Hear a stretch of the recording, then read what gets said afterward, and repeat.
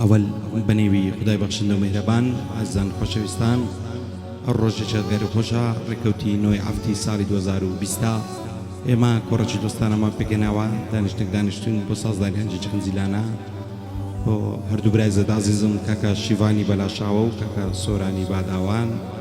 پێشکەشە بە شێرە کوڕەکانی ئیستانبۆڵ مامە سامان بیرێژی، بە یادی عەقید فارس بیرێژی، پێشکەشە بە کاکە عەمە مارکۆ و کاکە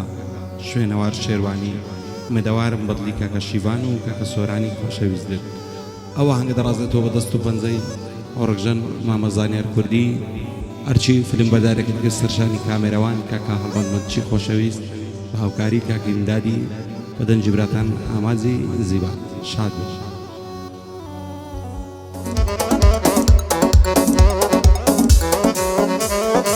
ئاو زیندانەی معەتەی لە هەولێری پایتەختە، پڕ لە خەڵکی غەریبە و پڕ لە خەڵکی بەدبەختە، هەتا بە چاو نەیبینی نازانی چەندە سەختە، شێرەکانی زیندانێ پەرێشانن چەند وەختە، هەمووی دەتاوێنەوە لە تاوان نەختە نەختە، هەمووی دەتاوێنەوە و لە تاوان نەختە نەختە.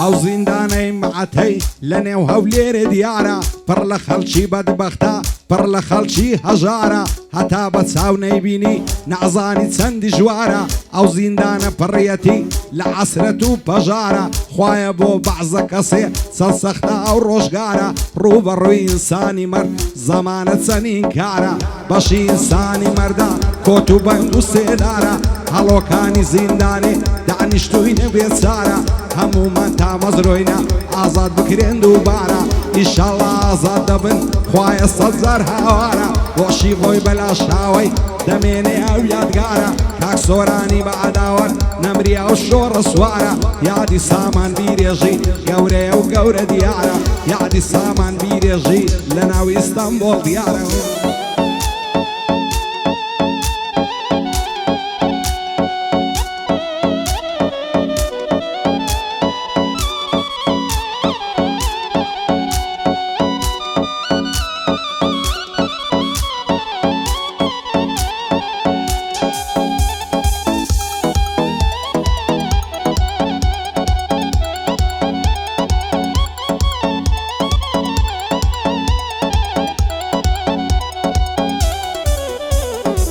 ئاو زیندانەی معەتەی لە هەولێری دێرینە، پڕ لە خەم و عەسرەتە، بڕۆ بە چاو بیبینە، هەتا بە چاو نەیبینی نەعزانی چەند عەزینە، نەفرەت لەو زەمانەیدا چەندە زاڵم و بێدینە، خوایە بۆ بەعزە کەسێ چەندە سەختە ئەو ژینە، هەڵۆکانی زیندانێ چاویان پڕ لە ئەسرینە، دانیشتوونە بێچارە بە هیوای ئازادینە، ئەو زیندانەی معەتەی دار و بەردی غەمژینە، پڕ لە غەم و عەسرەتە، عەسرەتی ڕاستەقینە، ژینی زیندانێ تاڵە ئازادی چەند شیرینە، بۆشی خۆی بەلاشاوەی ئێمە دۆستی یەکدینە، ئاگای لە سۆرانی بێ ئەو ڕەب العالەمینە، یادی سامان بیرێژی مەردی سەر ڕووی زەمینە، بژی فارس بیرێژی بە قەچێوی سەفینە، شادی عەمە مارکۆیە بمبینە لەو دربینە، بۆ شوێنەوار شێروانی خۆزە ڕەزای شیرینە.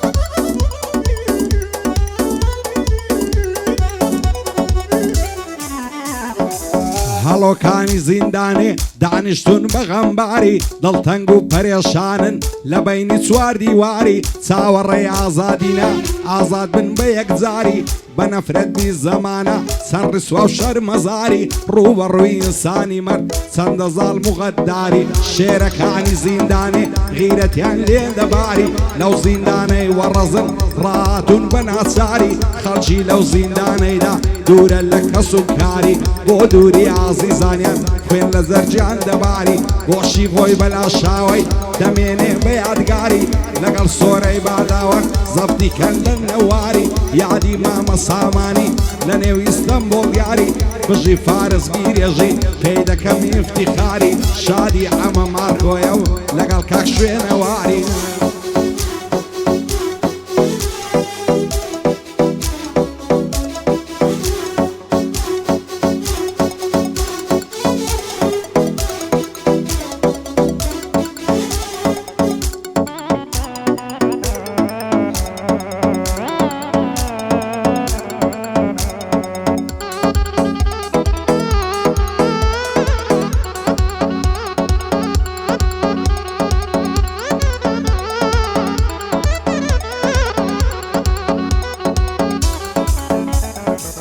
ئەو زیندانەی معتەی وا لە شاری قەڵایە پڕ لە ئینسانی مەردا پڕ لە پیاوی ئازایە خەڵکی لەو زیندانەیدا غەمبار و بێهیوایە ئەوەی بە چاونەی دیبێ نازانێ و بێ ئاگایە خودایە پەنە بە تۆ ئەو دنیایە بۆ وایە ڕووبەڕووی ئینسانی مرد دنیا چەند بێ وەفایە ژیان لەو زیندانەیدا چەند هیچ و بێمانایە شێرەکانی زیندانێ پشتیوانیان خودایە لە دووری کەس و کاریان دڵیان هەلا هەلایە ئیشەڵڵا ئازاد دەبن لەو خوایەم تەمەنایە بۆشی بۆی بەلا شاوەی کوردی ڕوکنی دنیایە کاک سۆرانی بە عەداوەت یادی لە یادەندایە یادی سامان بیرێژی دەڵێی دینگە و قەڵایە لەگەڵ فارس بیرێژی شادنە و زوو تەبرایە یادی ئەمە مارکۆیە یادی لە یادەندایە شادی کاک شوێنەواری سەد بریا لێرە وایە بۆ شوێنەوار شێروانی دۆستێژی بە وەفایە